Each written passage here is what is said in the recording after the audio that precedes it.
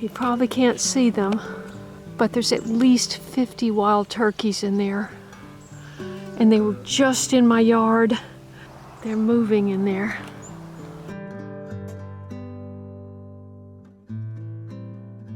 Hey everybody, Kaye here on my homestead. You haven't seen Spot in a while. He's the one that had the medical emergency. He doesn't like to be held that much because he's a really big boy, you know, and it's uncomfortable.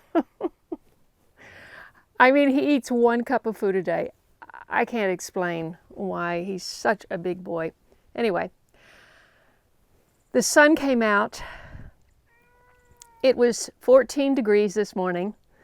And I thought, there's no way, I'm not going outside. And I built a nice fire. It's nice and cozy inside. But, you know, I peeped out and I go, it's 40 degrees and the sun is out. We have to make hay while the sun shines, right? So I'm going to take you along with a couple of little tasks. Remember those onions that I just mentioned in my last video?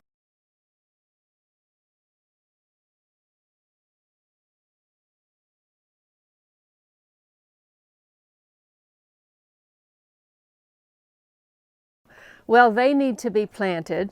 These I've kept in a wet towel for a day and a half, so they're gonna get planted. And I also received, I'll show you closer, but I received some walking onions from my wonderful gardener friend in Idaho, Lou, and she said to plant those in a pot and keep it inside until it gets warmer. And so I located a pot over there. It's going to be very easy. We're just going to pop those in. But I do have to clean out this other one for the other onions. And I've still got some bulbs that need to be planted. So I hope you'll stay with me. Plus I have some very sad news. So don't go anywhere. I wanted to show you what I wound up doing about the tulips. So many people warned me about squirrels digging up the tulip bulbs. I had these things, they're aluminum things in the kitchen. I had those to cover up these pots, and I put my tulips in pots, and I've got some pots over there as well. This pot, I had tomatoes growing in it, and I've just fluffed it up. And I'm going to put these walking onions in here.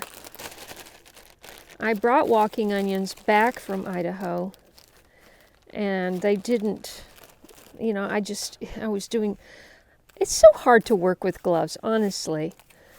I'm just going to stick these in. Let's see how many we have. Now this soil is rather dry. Now I know this is pretty crowded, but basically what I'm trying to do is just keep them alive. Walking onions are perennials.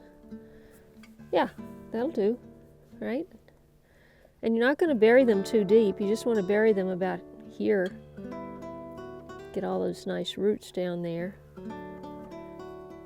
Pack it down. And what I have to do because of the cats is I have to put a protection on top to keep them from digging.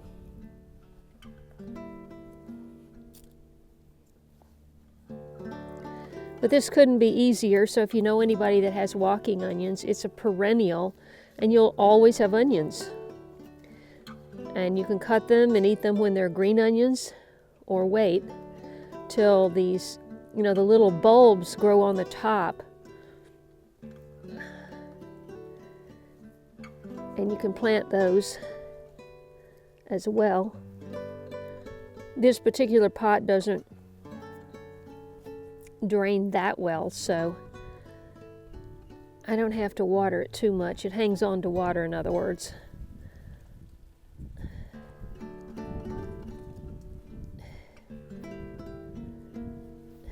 Okay. I'm going to see if I can find some deer netting to put around the top. As long as the sun's shining, I might get some water on these plants.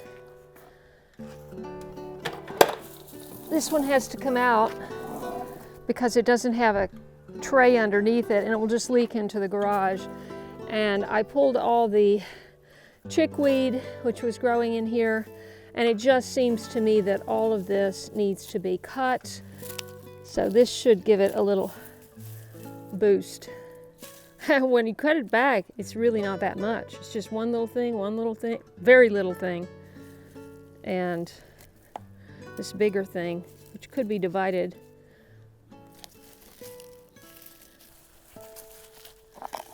Okay. I didn't move it over that much, did I?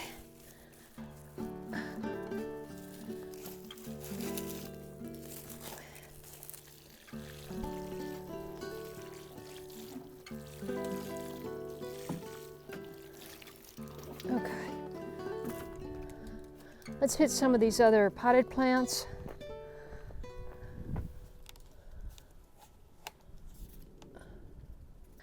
This planter, I have 4 of these, and they've all got onions, and this just grew up with weeds and dandelion.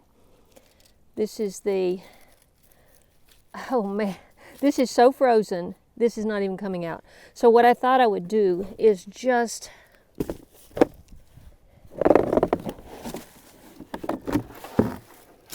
isn't that easier? That is a solid frozen block of dirt. Okay. I may or may not be able to get that. That coil is in there. So let's go get, I'm hoping this pile of dirt over here is not totally frozen. Ooh, that feels.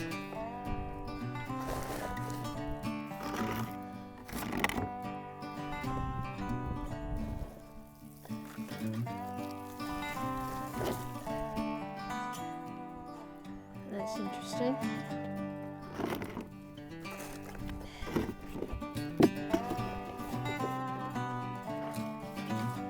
Ah, beautiful. A shovel was needed. So I think I got enough of this kind of soil. And then I want to add some Pro Mix.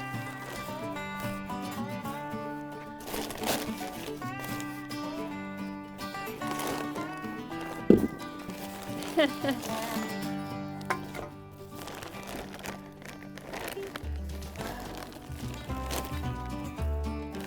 should be good.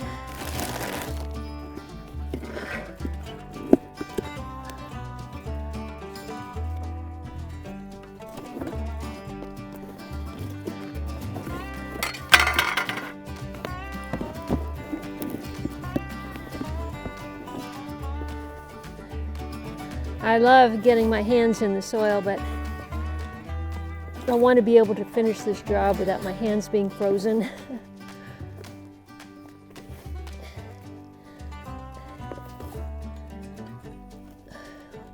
We've got 1 hour to finish the chores, okay? 1 hour. Man, I wish I had my pad. Okay.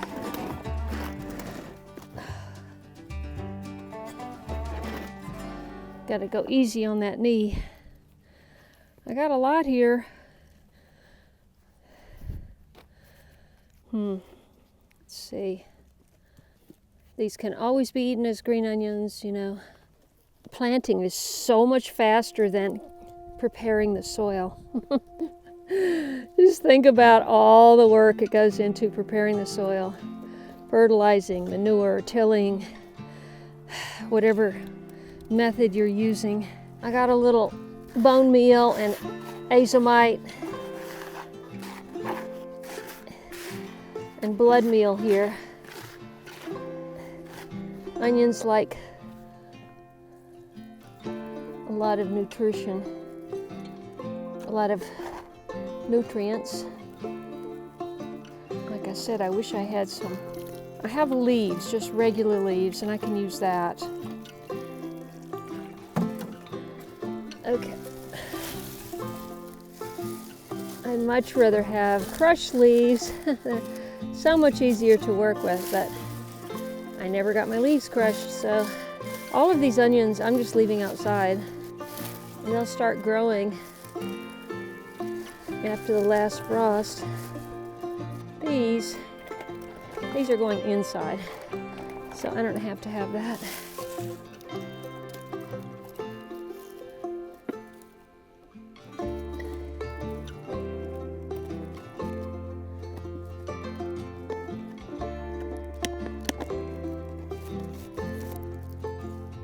There, okay. There we go.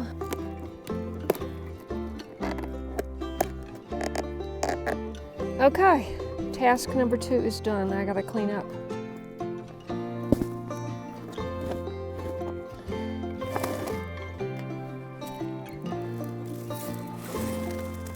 All these are ready to eat. I just haven't gotten around to it.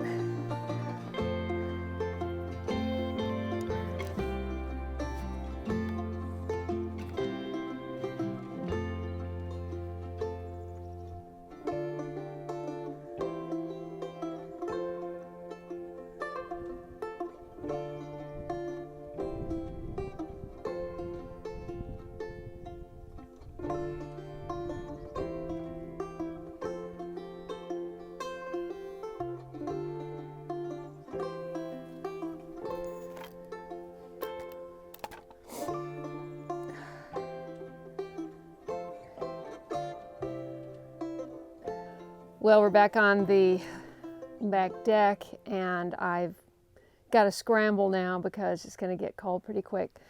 And I'm going to sign off, get my wood done, and clean up a little bit and close everything up. But I just wanted to share this with you because, especially for those who have been with me for a really long time, I'm sure you're all aware of the fires in Pacific Palisades, which is where I lived for 25 years, raised 2 sons. One of them a top junior tennis player who got recruited to Stanford. And so there was a lot, and one was in a youth group and church events and schools, and everything was right there. The schools, the church, everything. And it's all gone. Everything is gone. My son, who was involved in the youth groups and all of that, is pretty devastated because he and his wife are thinking they'll never get to show their daughter where he grew up. And who knows? Maybe all these buildings and churches and schools and houses will get insurance to pay for all of this, and it'll all get rebuilt by the time she's 18. I don't know. It's incredibly sad. And I finally got confirmation last night that Late Bloomer Garden 1.0 was destroyed. Yeah. And I was 95% sure of that, but I didn't want to say anything until I was sure. And my good friend Zdena, who lived across the street, we hung out quite a bit, retired pathologist. Well, she retired while she lived there. While I knew her, she retired, but originally from Prague. And we had this amazing trip in Prague. She invited me over. She took me all over the country in 2008, and it was just, I did a whole big slideshow. Anyway, this is something I can share in another video if you're interested, but her son-in-law walked from Santa Monica to Palisades because now the National Guard's there, the police presence, and one of my other neighbors whose house was burned to the ground, except for the wooden gate out front with bushes all around it. It looked unsinged, untouched, and everything else was leveled. Like a bomb blew it all up. It was just crazy. So my other neighbor's son-in-law walked over from Santa Monica, and he saw my place, and it was all destroyed. So he confirmed it. He didn't get a picture. He said someone did, and he'll try to locate that person. They have a neighborhood group and they're communicating, which is wonderful. What have I always said? Community, community, community. So she hopped on a plane and she was back in Prague yesterday. So she texted me, and, you know, she had a perfect house with all of her Czech lead crystal glassware, and she was a partner in an art gallery at one time in Prague, and so she had beautiful pieces of art, and she hasn't answered me whether she got any of that out. Some pieces were smaller, so I'm hoping. Art is irreplaceable, along with photos and negatives and all of that. So I was just hoping that some of my plants survived, because in my neighbor's house there are trees all around and a power pole, not burned, but the house is gone. So, hey Spot! Anyway, I just wanted to leave you with that. I'm sorry to have to report that, because I know a lot of you were very fond of my California garden, as was I. And I'm going to put a couple of links below the video of a couple of my favorite videos from the garden. One, I spent a lot of time putting a comparison between then and now. And I think the now was probably about 2000, well, let's see, I started in 12, so it was probably 17, so 5 years later, how it turned from just a couple of little a couple of little citrus trees into a jungle. In fact, you know, I have videos with jungle in the title. But yeah, it's all gone.